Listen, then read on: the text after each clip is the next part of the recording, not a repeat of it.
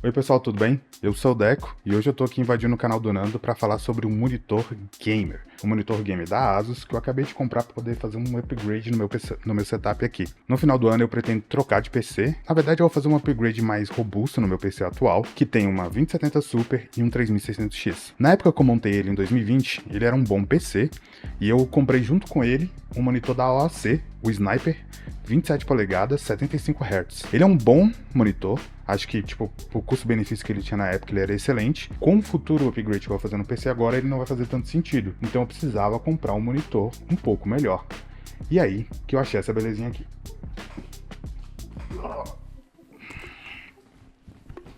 Esse é o TUF Gaming VG3A, um monitor Quad HD, 180 Hz e, se eu não me engano, a tela dele é Fast PS. Tem HDR, mas eu não recomendo HDR em monitores gamers, vocês sabem o porquê. Vai ter a tecnologia eLMB Sync, que é aquela tecnologia para tirar o ghosting, sabe? E ele vai ter 1 milissegundo de tempo de resposta. Ele vai ter o NVIDIA G-Sync, vai ter o AMD FreeSync e ele vai contar com aquele programinha que vem direto no PC, sabe? Para você não ter que ficar usando os botões analógicos do monitor. Eu acho isso excelente, é uma prática que todas montadoras de monitor tinha que ter, porque isso ajuda muito. Por exemplo, eu que tive um AOC, era horrível porque os botões não são práticos de usar, é difícil de manusear, e tendo o programinha direto no computador é muito mais prático. Ele é um monitor da linha TUF.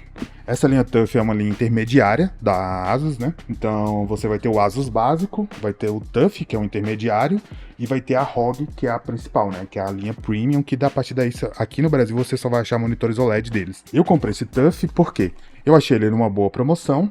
Dentro do orçamento que ele custa, não tem opção melhor hoje no Brasil. Claro, vai depender de quando você estiver vendo esse vídeo, então pode ser que isso tenha mudado.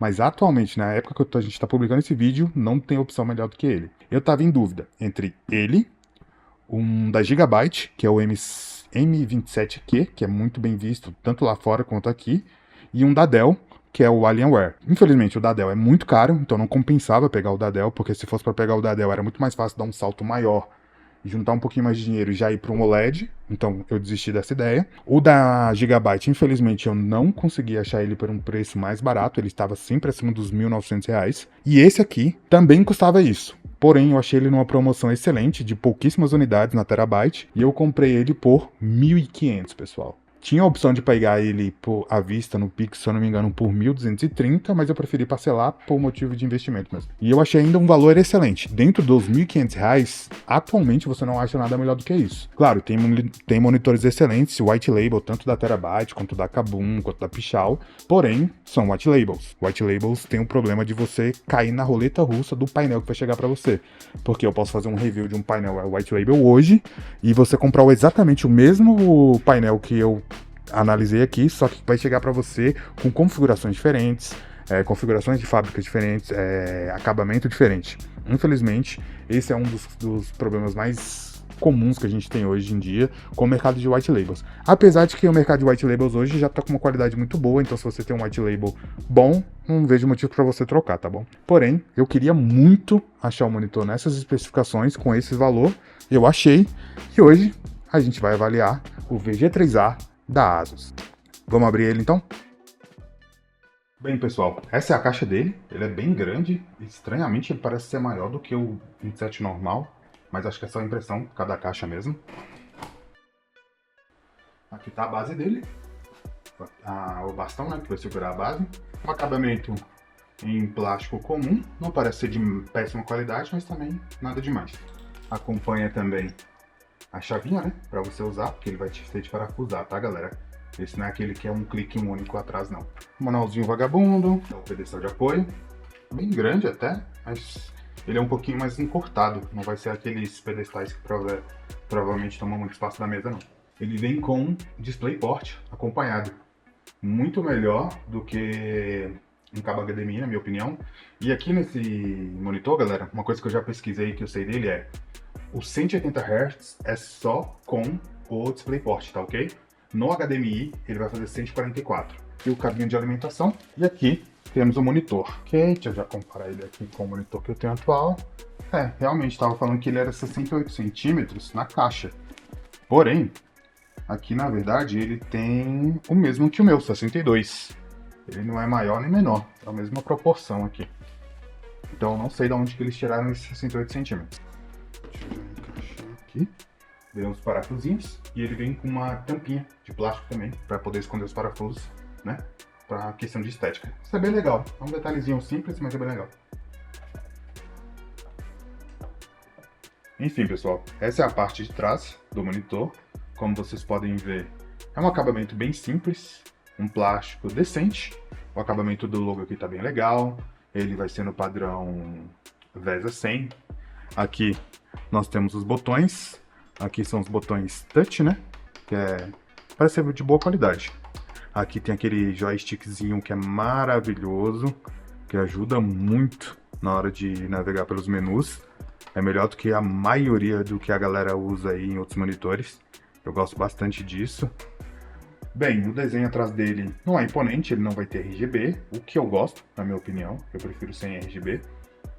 É um desenho simples, claro, não é o monitor mais bonito do mundo, mas também não tem aquela expressão gamer extremamente gritante, sabe? Que eu não gosto bastante daquilo. Aqui vamos ter as entradas. Se vocês puderem reparar, ele vai ter duas entradas HDMI, uma DisplayPort, uma saída para fone de ouvido, uma USB ótica e uma USB comum.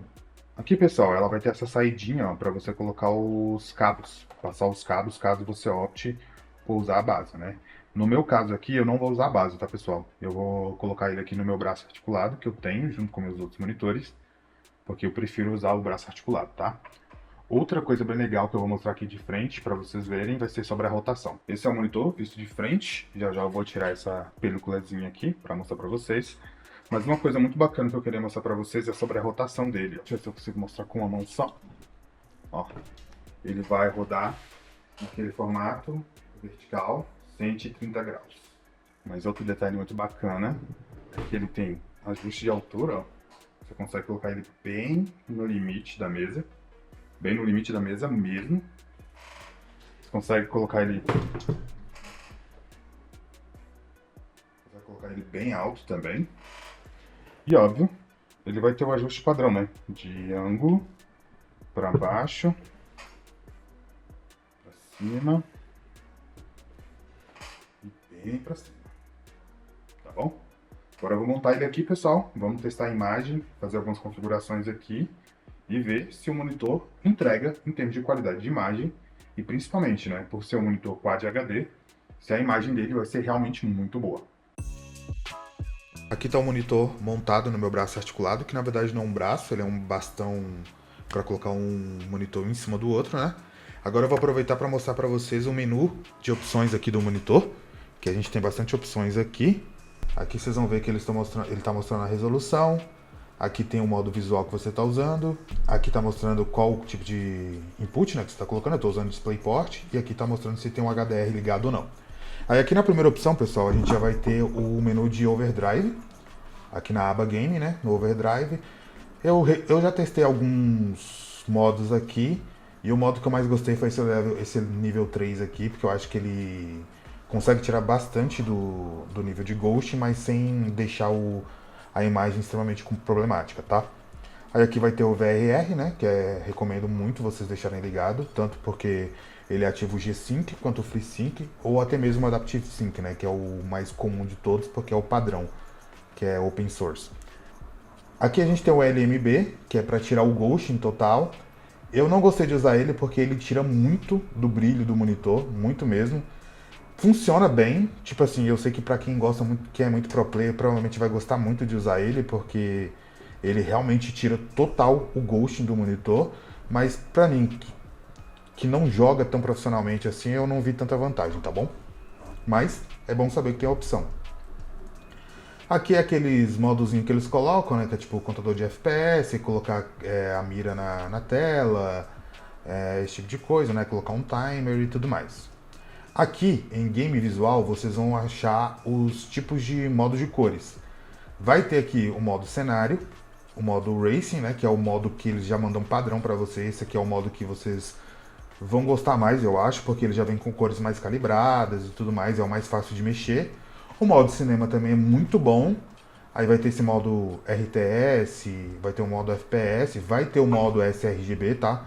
Só que aí você ativando o modo RSGB, você só consegue mexer no brilho do monitor, mas o modo RSGB tem uma boa gama de cores. Então, tipo assim, é um modo bem útil, sabe? Para vocês que gostam de cores mais precisas, que tipo de coisas digitais e tudo mais, funciona muito bem. Eu não vi problema aqui, tá? Aí vai ter o modo MOBA aqui, que eu não sei exatamente o que ele faz, ele satura algumas imagens e tudo mais, acho que é pra, tipo, facilitar vocês que jogam Dota, League of Legends e tudo mais. E tem o modo Night Vision, né, que não serve pra muita coisa. Aí aqui vai ter uma coisa chamada Shadow Boost, né, que é tipo, eles tentam dar uma melhorada nas sombras. Aí no nível 1 é ok, tipo assim, não vai estragar muito a sua experiência. Agora, a partir do nível 2 e do nível 3 e esse ajuste dinâmico aqui, eles são horríveis, não vale a pena usar, tá bom? Aqui no modo imagem a gente vai ter o brilho, o contraste, aí aqui vai ter aquele Dynamic Dimming, né, que em outros monitores, outras marcas se chama Local Dimming. Cara, isso aqui é até uma boa ideia, em teoria funciona bem, só que o problema desse Dynamic nesse monitor é que ele funciona em modo rastro, então ele não funciona na tela toda. Ele funciona meio que tipo em etapas no monitor, sabe? Então não funciona como deveria funcionar, infelizmente. Então é mais uma opção aqui que tá aqui, tipo, para fazer bonito. E aqui vai ter o nível de filtros de nível de luz azul, né? Isso aqui é para quem trabalha até tarde da noite, com brilho muito alto no monitor, é sempre bom ativar isso aqui. Eu recomendo o nível 1, que é o menos agressivo. Nível 2 e 3 e 4 já são bem agressivos. Aí eu acho que já beiram impraticável. Aqui a gente vai ter a temperatura das cores, né? Então eu sempre deixo no mais quente, porque pra mim é o que deixa as cores com os tons mais agradáveis. Aí, mas tem um normal aqui também, que tipo é um bom padrão de cores também. Aqui vai depender muito do seu gosto visual, do que você gosta. Eu só não recomendo usar o modo frio, porque eu acho que deixa muito azulado em qualquer tipo de monitor, principalmente IPS, como é esse modelo aqui desse monitor, então eu não recomendaria usar. E aqui tem o modo de usuário, né, que se você quiser usar, já até deixei um padrãozinho aqui para vocês, ó. No vermelho você vai usar o 99, no verde você vai usar o 96 e no azul você vai usar o 100. Mas como eu falei, eu prefiro usar o modo warm, tá bom? Que é o modo quente.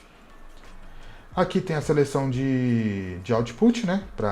De input, quer dizer, na verdade, né? Ele detecta automaticamente, se você quiser tirar o automático também dá. Aqui está no DisplayPort, mas ele aceita dois HDMIs também. Aqui, pessoal, tem essa barrinha aqui que eu achei muito legal, que é a barrinha de favoritos, que serve para justamente isso aqui, ó. Vocês colocam um atalho, caso vocês queiram clicar aqui para entrar em algum modo muito específico. Você tem disponível aqui dois atalhos. E aqui, ó, você pode salvar dois perfis de cores. Então eu já deixei dois perfis de cores salvos aqui, que são os que eu estou usando. Um pouquinho com brilho mais alto e o outro com um pouquinho com brilho mais baixo. Aqui, pessoal, tem as configurações do sistema, né, do monitor. Aqui vai ter a língua, aqui vai ter o som. Sim, esse monitor ele tem saída de som. Claro, saída de som de monitor padrão, né, intermediário. Então eu não recomendo usar, mas é bom ter uma opção para caso você queira fazer algum trabalho simples e tudo mais, é sempre bom ter essa opção. Aqui vai ter o setup de USB, né? Porque atrás lá ele tem duas portas USB. Tem um hub USBzinho aqui para você, caso você queira conectar alguma coisa. Aqui é só para ligar e desligar a luz de energia, né? Caso você tenha algum problema com isso à noite e tal, você pode desligar. Aqui tem para travar o botão de ligar e tudo mais. Aqui são os modos de energia do monitor, eu recomendo deixar no Standard, porque aqui nesse modo de salvar energia aqui ele vai começar a mexer muito nas configurações do monitor. E aqui são aquelas outras configurações de posição e tudo mais, né? Transparência e comunicação do cabo HDMI. Aqui é caso você para você selecionar a entrada do DisplayPort, tem o 1.2 e o 1.4. Eu deixo no 1.4, né, que é a mais rápida. Como o monitor é 180 Hz, aqui vai funcionar perfeitamente, né? Quad HD com 180 Hz. Aqui são as informações do monitor, né? Tipo a profundidade de cores, o formato de RGB, o alcance total das cores, suporte a VRR e tudo mais. Depois tem a opção aqui, né? Só a última aqui, né? Para você resetar o monitor inteiro, caso você queira. Tá bom? Agora vamos lá, vamos analisar diretamente o monitor. Bem, pessoal, aí como vocês podem ver, em cima está o AOC e embaixo está o da ASUS. O da Asus é um Quad HD, né, como eu falei, 180 Hz, e o da AOC é um Full HD, 75 Hz. Bem, pessoal, eu tenho que deixar alguma coisa muito bem explicada aqui. Eu não sei explicar, mas durante as filmagens do comparativo, meu celular deu algo muito estranho com o monitor da Asus. Ele acabou dando uma compensada na luz, não sei, e tá deixando o monitor da Asus com um nível de brilho muito mais alto do que ele estava, na verdade, e distorceu alguns tons de preto. Claro, como eu já mencionei para vocês, o contraste da Asus não é dos melhores, porém, ele não é tão ruim quanto tá aparecendo na filmagem, tá, pessoal? Infelizmente eu não sei explicar, eu gravo com meu celular aqui, né? Eu não consigo gravar com a câmera, eu só consigo gravar com o celular. E eu acho que talvez pelo Asus ter uma taxa de hertz muito alta, meu celular deu alguma bugada, alguma coisa assim. Mas em termos de cores, fidelidade de brilho, contraste, acho que vai dar para ter uma noção mais ou menos aqui da diferença entre os dois, né? Como vocês podem ver, o AOC tem um contraste maior, ele vai ter uma profundidade de preto maior. Isso vai ajudar o monitor da AOC em cenários em que os tons escuros vão se prevalecer. Por outro lado, como vocês podem ver aí nessa demonstração, pelo menos do Elden Ring, as cores do Asus são bem melhores, pessoal. Acho que ele tem um alcance muito maior, então vocês podem ver a profundidade do azul. Talvez até pela filmagem vocês se enganem, achando que o da AOC tem uma profundidade de cores maiores, no sentido de que tem um alcance maior por causa do contraste, mas não tem, pessoal. Acho que no ao vivo vocês teriam uma noção melhor do que eu tô falando. O azul do Asus é bem mais profundo, tem mais variedade, sabe? No AOC você vê que tipo a gama de cores é um pouco menor. Não é terrível, como eu falei, eu gosto muito desse monitor da AOC, mas você vê que em alguns tons ele já perde, então ele começa a ter aqueles tons muito iguais. Então, por exemplo, nesses efeitos de azulado que tá tendo aí no cenário, por exemplo, o da AOC tem bem mais diferença, sabe? De subtons e tudo mais. Tem um degradê mais atraente ao vivo, sabe? Enquanto o da AOC é um pouco mais padrão, sabe? Você vê que tem uma gama de cores mais limitada mesmo. Aqui no Death Stranding também é excelente para ver isso. Vocês vão perceber que o tom de verde tá bem mais profundo no AOC. Isso se dá pelo fato de ter muitos tons escuros entre as vegetações. Isso dá uma vantagem para você.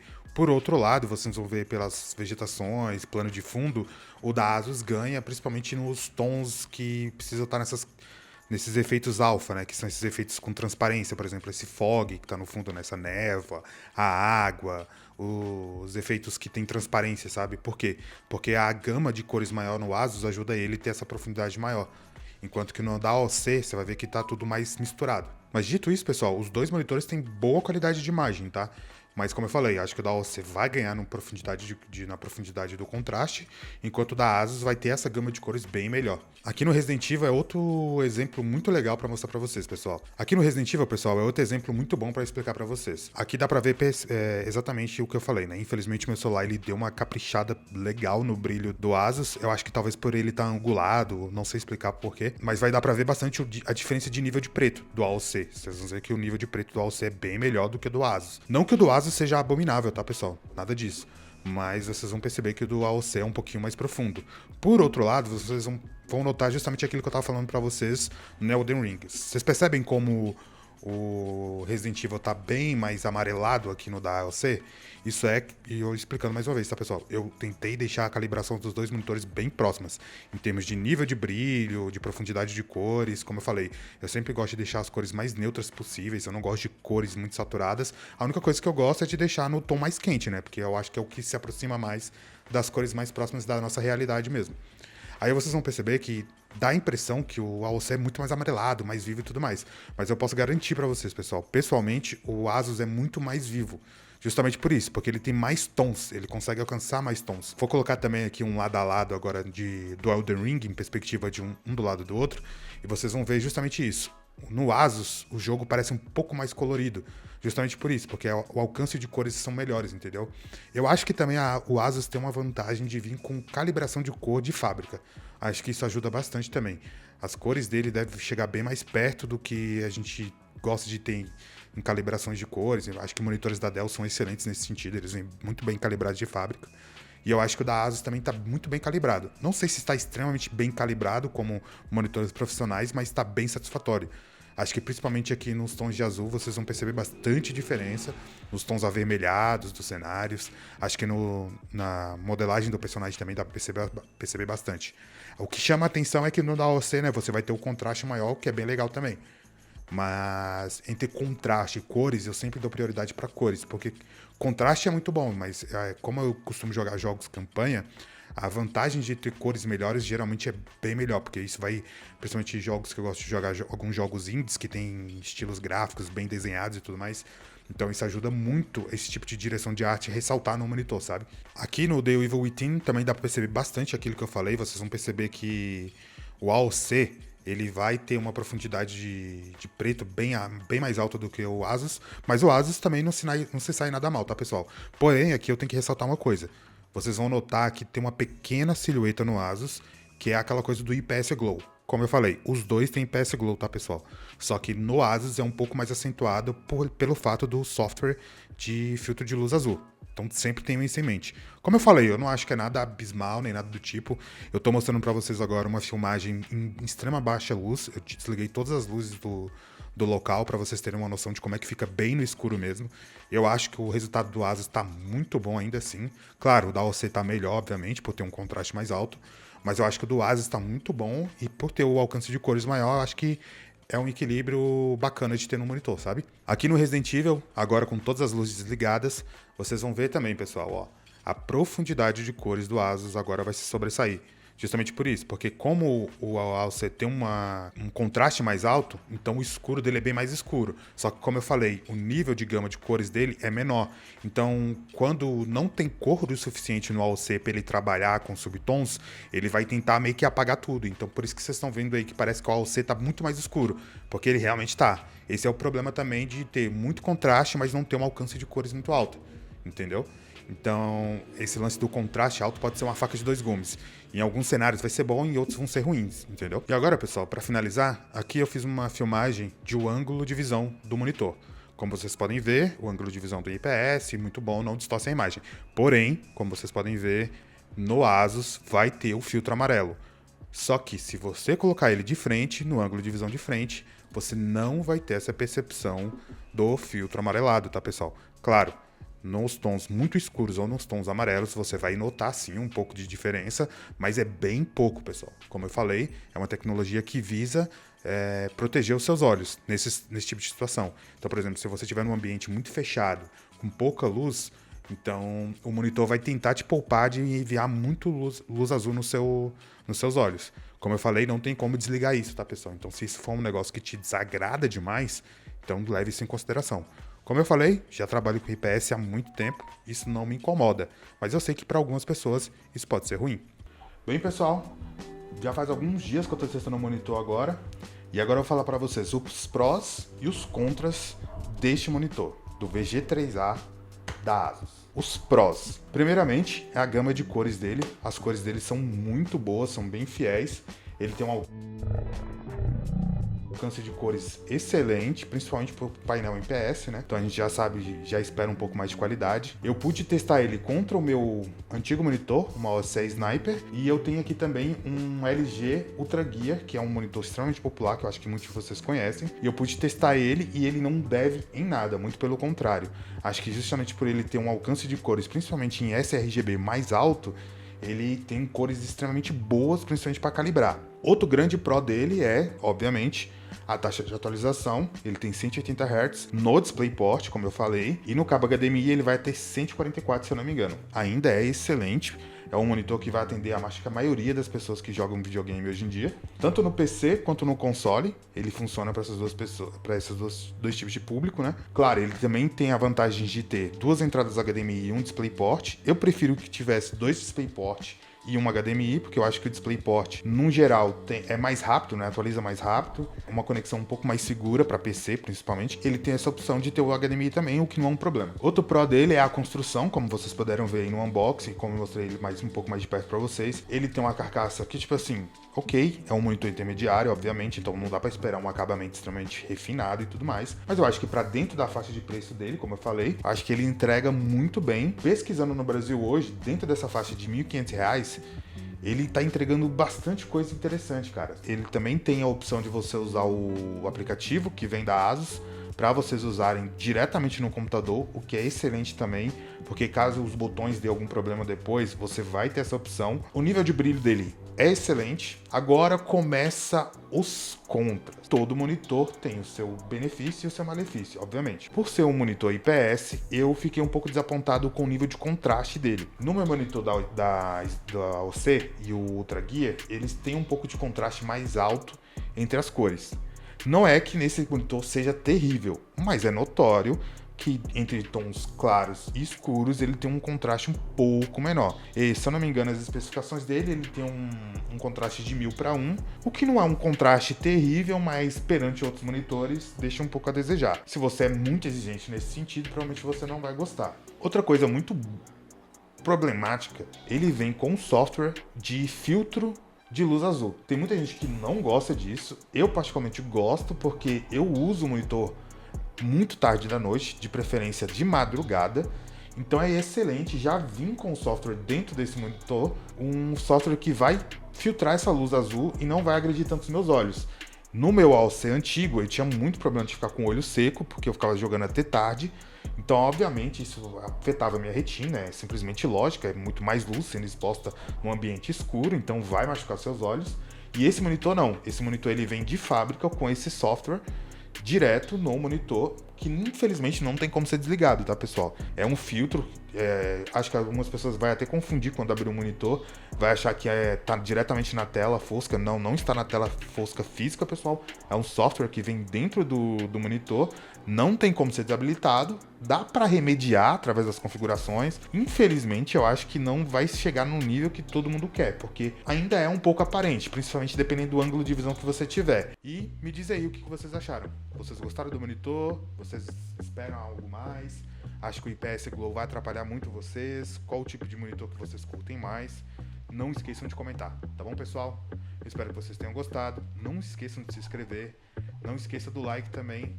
A gente vai estar tentando sempre postar algum vídeo aqui sobre tecnologia, sobre hardware, sobre consoles antigos e tudo mais. Se inscreva no canal do Nando. Eu vejo vocês na próxima. Falou!